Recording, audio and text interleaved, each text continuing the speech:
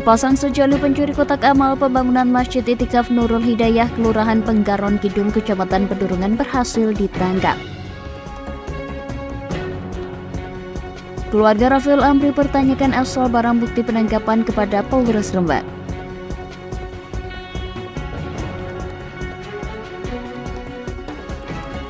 Naiknya harga beras, warga di Rembang, Jawa Tengah berinisiatif mencampur beras dengan ketela.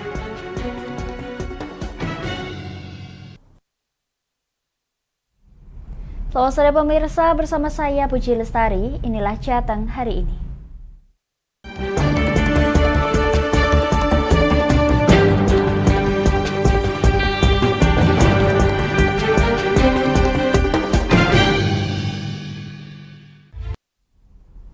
Pemirsa, sepasang sejoli pencuri kotak amal pembangunan Masjid Itikaf Nurul Hidayah, Jalan Kiai Morang, Kelurahan Penggaron Kidul, Kecamatan Pedurungan berhasil ditangkap. Kedua pelaku yang berstatus suami istri ini diamankan warga saat akan kembali melakukan aksinya di sebuah musola di Desa Jambus, Kecamatan Meranggen, Demak, tidak jauh dari lokasi pencurian sebelumnya.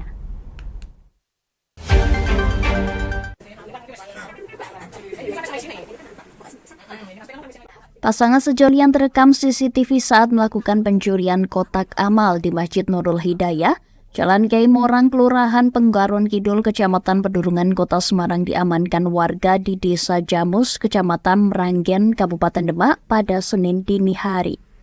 Keduanya ditangkap saat memasuki sebuah musola di desa tersebut. Kedua pelaku yakni Khairul Anasil Huda 18 tahun dan istrinya Amelia 19 tahun, berstatus pasangan suami istri warga Desa Candisari, Kecamatan Meranggen, Demak. Menurut Ketua RT Slamet Priyadi, kedua pelaku ditangkap saat kepergok memasuki sebuah musola pada dini hari. Warga yang mengenali keduanya sama dengan pelaku pencurian kotak amal di Masjid Nurul Hidayah langsung mengamankan dan membawa mereka ke rumah warga. Ke kamar mandi, dari kamar mandi mau apa istilahnya, mau kencing atau mau apa, itu keterangan dari terduga tersangka. Terus warga percaya apa? Ya? Langsung, yang warga saya itu toh langsung mengikuti, Pak, mengikuti, memastikan bahwa dia itu orang yang sama yang ada di CCTV. Masalahnya itu jaket, kemudian kendaraan itu sama, Pak. Setelah itu pastikan bahwa itu pelaku yang terekam CCTV, kemudian warga menghubungi warga sekitar saya untuk mengamankan terduga pelaku itu. Sementara itu, Kapolsek Pedurungan Kompol Dina Novitasari mengatakan dari keterangan sementara pelaku mengaku baru pertama kali mencuri kotak amal yang diakuinya berisi uang Rp500.000. Dini hari kami mendapat laporan dari warga bahwa telah diamankan sepasang laki-laki perempuan yang mencurigakan di musola. Setelah dimintain keterangan, kemudian sepasang laki-laki dan perempuan tersebut mengakui bahwa mereka yang mengambil kotak amal di Masjid Nurul Hidayah di Jalan Kiai Morang. Oke. Mungkin pengakuannya untuk apa, Bu, itu kotak amal itu dicuri terus? Ya, pengakuan dari KA tersebut untuk keperluan sehari-hari. Hingga saat ini petugas masih meminta keterangan kedua pelaku dan sejumlah saksi kejadian pencurian kotak amal pembangunan Masjid Nurul Hidayah. Atas kejadian tersebut, petugas menghimbau agar pihak takmir masjid lebih berhati-hati dalam meletakkan kotak amal agar tidak memberi kesempatan pelaku kejahatan. Dari Semarang, Hinufan, Lingkar TV melaporkan.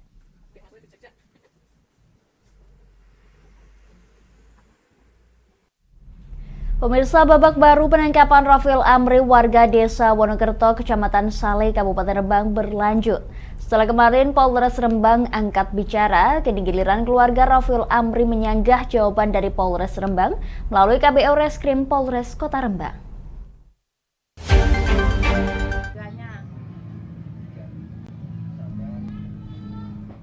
Meski kasusnya telah dilimpahkan ke kejaksaan, pihak keluarga bersikukuh jika Rafael Amri tidak bersalah dikarenakan waktu penangkapan tidak memiliki barang bukti.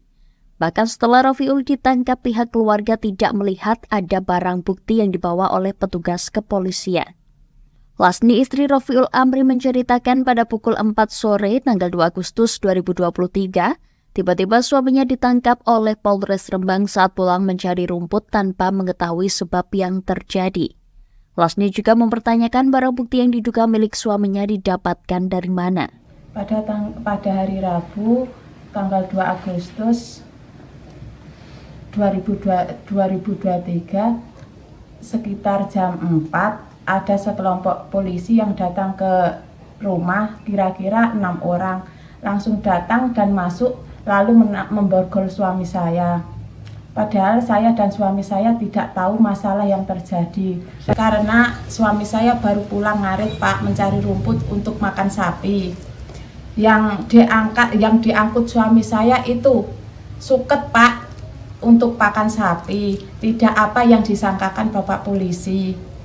Di rumah pun tidak ada barang bukti kayu.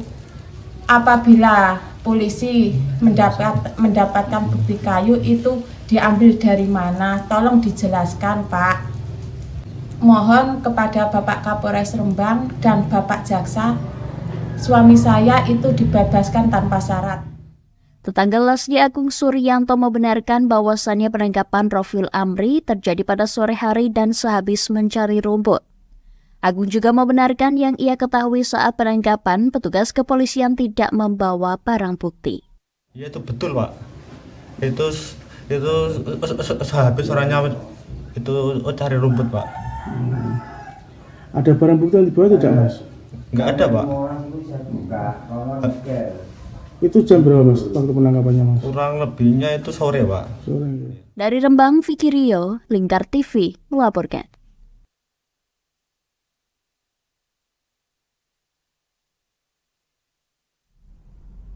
Kami akan jeda sejenak pemirsa, tetap bersama kami di Jateng hari ini.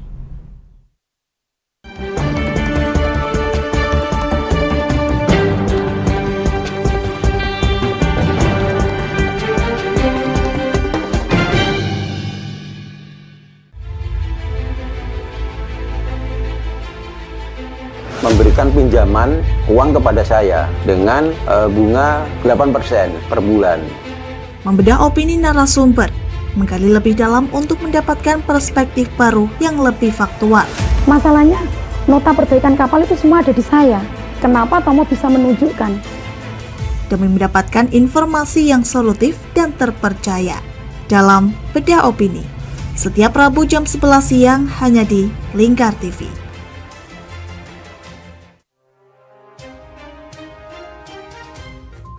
Inilah ketiga anggota komplotan pencuri spesialis pecah kaca mobil setelah melakukan penggelapan 20 sepeda motor dan 2 unit mobil dengan modus retal. Merangkum semua peristiwa sebagai berita yang penuh fakta. Bersama Puji Lestari, saksikan Jateng hari ini setiap Senin hingga Sabtu jam 4 sore hanya di Lingkar TV.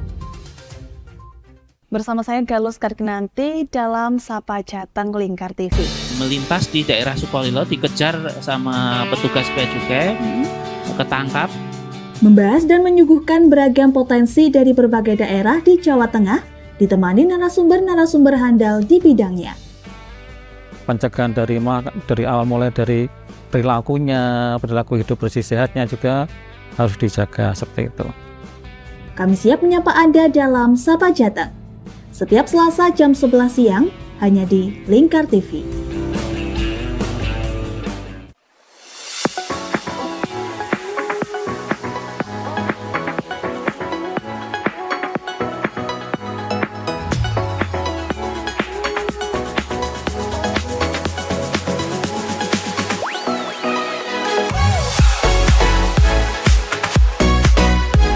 Kami ya dengan bangga kami mempersembahkan sebuah store busana muslim modern ya untuk masyarakat Jateng sini.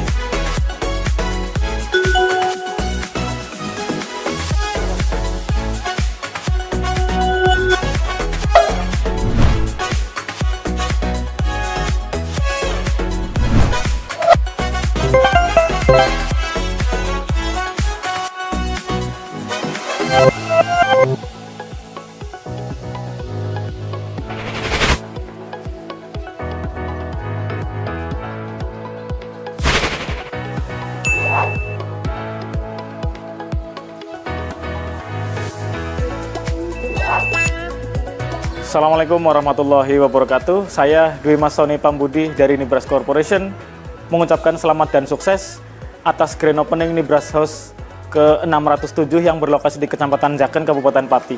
Mudah-mudahan dengan dibukanya Nibras House ini membawa manfaat yang seluas-luasnya untuk masyarakat Pati dan sekitarnya. Assalamualaikum warahmatullahi wabarakatuh.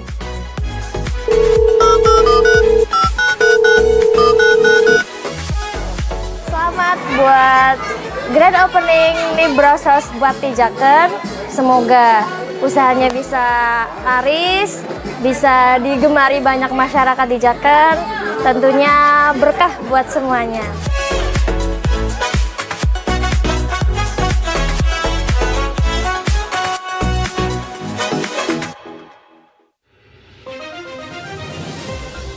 Modus kedua pelaku ini berpura-pura kehabisan bahan bakar kendaraan.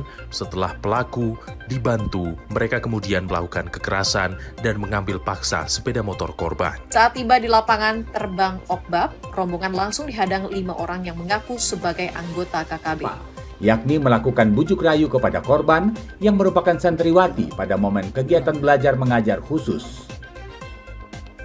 Menyajikan informasi-informasi hangat dan terpercaya bersama Kabar Indonesia setiap Senin hingga Sabtu jam 7 pagi hanya di Lingkar TV.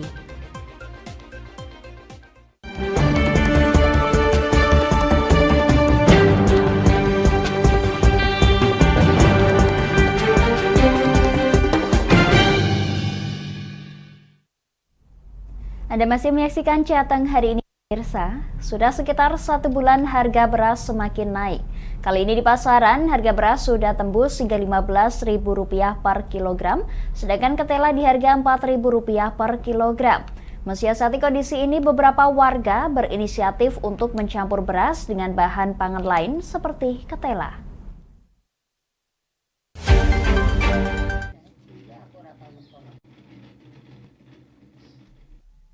Fenomena El Nino berdampak bagi sektor pangan khususnya beras.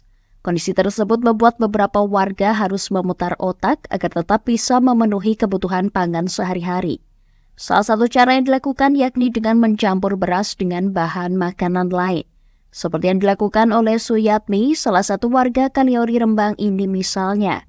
Untuk makan sehari-hari selama 1 bulan lebih, ia berinisiatif mencampur beras dengan ketela. Suyatmi mengaku merasakan dampak dari naiknya harga beras yang sudah terjadi selama 1 bulan ini. Dan saat ini harga beras sendiri mencapai Rp15.000 per kilogramnya. Harga beras itu per kilonya 15.000. Kenapa? Naik lagi. Harga beras berapa sekarang, Bu? 15.000 itu per kilonya. Bu, ini kenapa buat nasi campur ketela, Bu? Ya untuk memperbanyak nasinya, biar banyak, nasinya cuma sedikit aja, ketelanya yang banyak. Ya inisiatif aja itu. Untuk menyiasati harga, Bu, ya? Iya, ya. Gimana, Bu, rasanya, Bu? Tetap enak atau rasanya ya enak, pakai sambal, pakai kerupuk, pakai tahu. Ini udah berapa lama, Bu? Nah, ini mungkin 1 bulanan ya. 1 bulan lebih lah, udah beras naik itu. Bu, harapannya pada pemerintah seperti apa, Bu? Ya kita minta untuk beras, harga beras itu turun, murah gitu.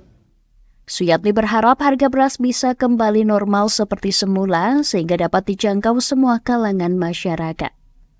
Dari Rembang, Vicky Rio, Lingkar TV melaporkan.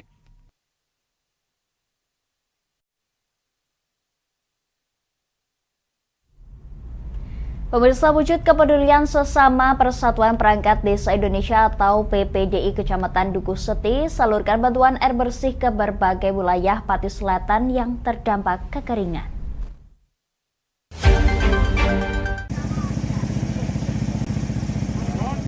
Bencana kekeringan yang melanda di berbagai wilayah di Kabupaten Pati menyurut Persatuan Perangkat Desa Indonesia atau PPDI Dukuh Seti menyalurkan bantuan air bersih. Bantuan air disalurkan di beberapa titik lokasi seperti di Desa Kedung Mulyo, Sendang Soko, Telogorejo Kecamatan Jakenan, Desa Sari Mulyo Kecamatan Winong, dan Desa Karangrejo Kecamatan Pucak Wangi. Dari masing-masing kecamatan mendapatkan 4 tangki dengan kapasitas tangki 7 hingga 8.000 liter. Dan total air yang disalurkan ada 12 tangki. Lokasi tersebut ditentukan berdasarkan prioritas PPID Kecamatan Dukuh Seti. Selain itu, penentuan juga berdasarkan komunikasi dengan PPID di wilayah kekeringan. Ketua PPID Kecamatan Dukuh Seti Suwarno menuturkan pemberian bantuan ini sebagai bentuk kepedulian terhadap sesama, sekaligus sebagai wujud saling peduli kepada masyarakat terdampak bencana di wilayah kecamatan lain di Pati. Di mana manakala Kecamatan Dukuh Seti terkena bencana banjir, wilayah Kecamatan Jakenan, Winong, dan Pucak Wangi turut menunjukkan kepedulian secara nyata. Jakenan, Winong itu kan sering dampak kekeringan. Maka dari kami dalam rangka kemanusiaan, kami selalu berdonasi terkait dengan bantuan sekedar, yaitu bantuan air bersih, guna untuk meringankan beban teman-teman yang ada di sana. Sehingga wilayah Jakenan, Winong, dan Pucak Wangi itu memang seperti ada kaitannya dengan PPDI Kecamatan Dukuh. Pada mungkin jika kita timbal balik, kalau di Dukuh Seti itu kalau kekeringan enggak, tapi pada saat musim hujan itu di sana kan dampaknya banjir. Pada saat kami terdampak juga dari teman-teman yang di sini juga punya kepedulian. Akhirnya dari sisi itu kami saling sambung silaturahmi. Jadi mana yang membutuhkan kita akan berusaha membantu semampu kita dalam rangka tadi untuk membangun komunikasi kemanusiaan. Sementara itu, Puji Catur Anggono, Kepala Desa Karangrejo, Kecamatan Pucak Wangi, menjelaskan bencana kekeringan telah melanda desanya kurang lebih 2 bulan. Panas ekstrim menjadikan air di embung menyusut dan tak layak untuk dikonsumsi. Mewakili warga, dirinya berterima kasih kepada PPID Kecamatan Dukuh Seti dan seluruh pihak yang telah memberikan bantuan air bersih ke Desa Karangrejo.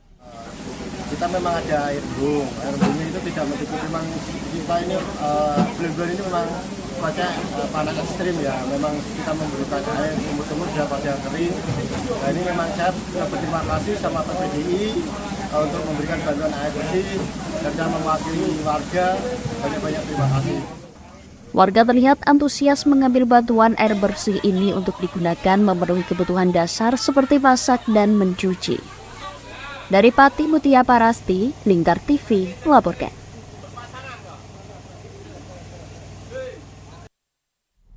Pemirsa, pemerintah Kabupaten Kendal menggelar rapat koordinasi pengamanan wilayah untuk mengantisipasi terjadinya kenakalan pelajar. Rapat koordinasi ini bertujuan untuk menekan kasus tawuran dengan mengarahkan pelajar ke kegiatan positif.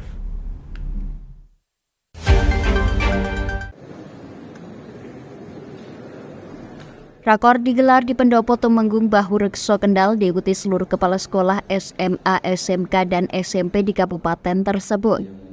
Kepala Disdikbud Kendal Ferinando Ratponai mengatakan pihak sekolah harus bisa mengidentifikasi anak-anak yang memiliki perilaku negatif dengan memberikan binaan khusus, yakni dengan mengerahkan ke kegiatan-kegiatan positif sesuai dengan minat dan bakat yang dimiliki siswa. Sehingga anak-anak ini bisa kita mengarahkan mereka untuk kegiatan-kegiatan yang positif. Jadi pada saat melakukan pendekatan khusus itu kita akan tahu dia kesenangannya apa, sehingga itu bisa kita bakat minat dia itu bisa kita salurkan ke hal-hal positif, sehingga akan mengurangi kegiatan-kegiatan negatif tadi. Bahwa mereka sebagian besar itu karena kurang perhatian keluarga. Jadi harapan kami kalau sekolah memberikan perhatian khusus, guru berikan perhatian khusus ke mereka, maka kita bisa menjaga hal ini. Pada prinsipnya tidak ada anak-anak yang nakal, hanya karena pembinaannya yang kurang baik sehingga mengarah ke sana. Kasat Binmas Polres Kendal Ibtu Subekti menjelaskan siswa yang terlibat tawuran pelajar akibat adanya pengaruh teman dan penggunaan media sosial yang salah sehingga mudah terprovokasi. Oleh karena itu, sentuhan dari sekolah, tokoh masyarakat, dan khususnya keluarga sangat dibutuhkan. Sekolahan agar betul-betul lebih efektif dalam penyampaian atau dalam pembinaan. Sehingga kami dari kepolisian ini bisa berkolaborasi bersama bagaimana minimal menekan tawuran itu terjadi.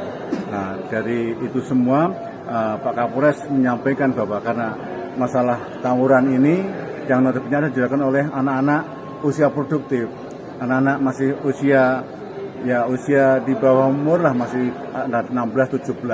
Nah, ini kita sangat sayangkan.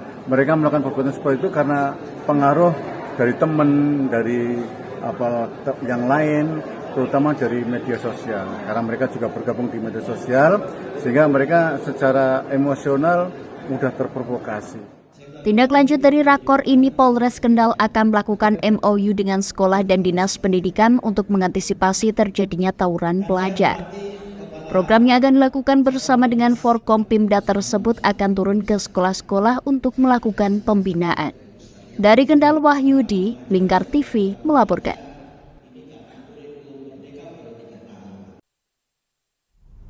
Pemirsa, lokasi penyelenggaraan penerimaan pegawai pemerintah dengan perjanjian kerja atau P3K di Universitas 11 Maret Solo menuai pertanyaan Ketua DPRD Pati Ali Badrudin.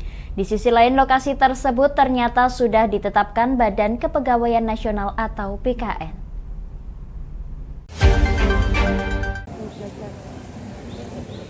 Terkait penerimaan pegawai pemerintah dengan perjanjian kerja atau P3K di Kabupaten Pati, BKN menginstruksikan pelaksanaan seleksi dilakukan secara mandiri oleh pemerintah daerah.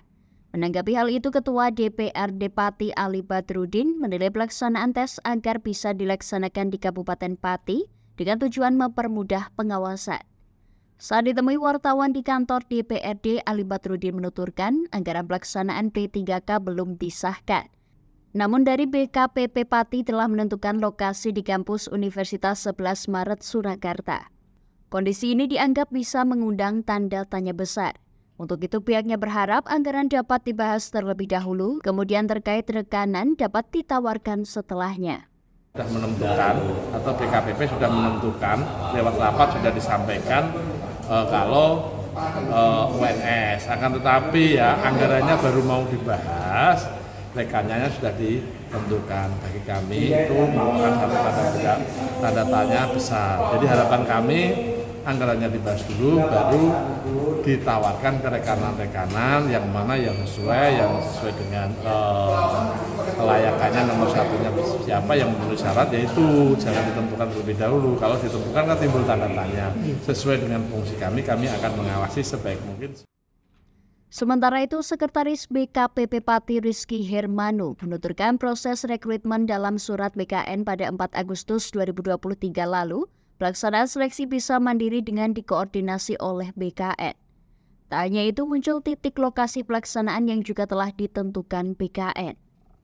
Pelaksanaan ujian P3K di Jawa Tengah sendiri tersebar di 3 lokasi, yakni Universitas 11 Maret Surakarta, Universitas Negeri Yogyakarta, dan Universitas Dian Nuswantoro Kota Semarang.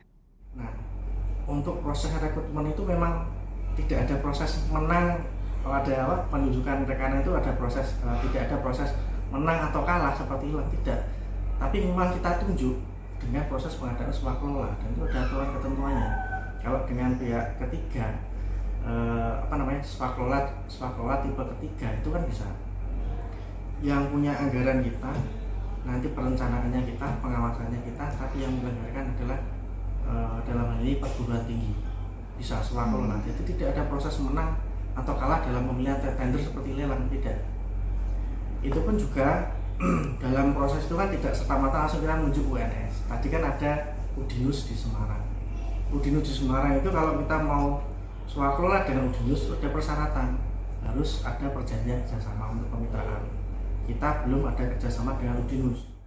Terkait penentuan titik lokasi, BKPP Kabupaten Pati tidak bisa langsung menunjuk, namun harus dengan persyaratan perjanjian kerjasama kemitraan. Sedangkan dari BKPP Pati belum memiliki perjanjian kerjasama dengan perguruan tinggi setempat, namun telah menjalin kerjasama dengan UNS yang telah memiliki pengalaman menjadi lokasi pelaksanaan komputer assessment test. Dari Pati, Mutia Parasti, Lingkar TV melaporkan. Pemirsa, bagi Anda yang ketinggalan dalam update berita Jateng hari ini, kami telah merangkumnya dalam Flash News CHI berikut ini.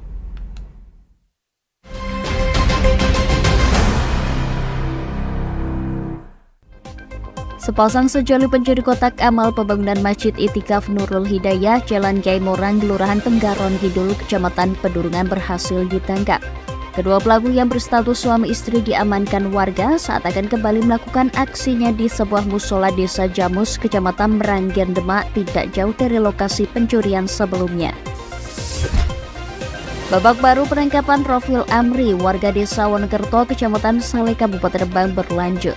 Setelah kemarin Polres Rembang angkat bicara, kini giliran keluarga Rofil Amri menyanggah jawaban dari Polres Rembang melalui KPO Reskrim Polres Rembang.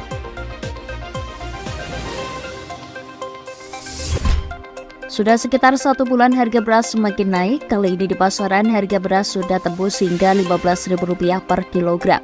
Sedangkan ketela di harga Rp4.000 per kilogram.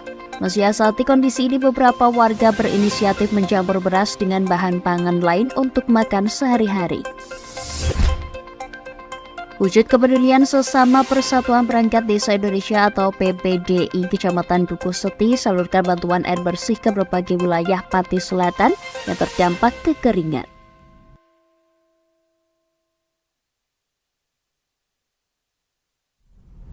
Pemirsa, rangkuman berita tadi sekaligus menutup jumpa kita di Jateng hari ini. Saya Puji Lestari dan seluruh kru yang bertugas mengucapkan terima kasih atas kebersamaan Anda. Selamat sore dan sampai jumpa.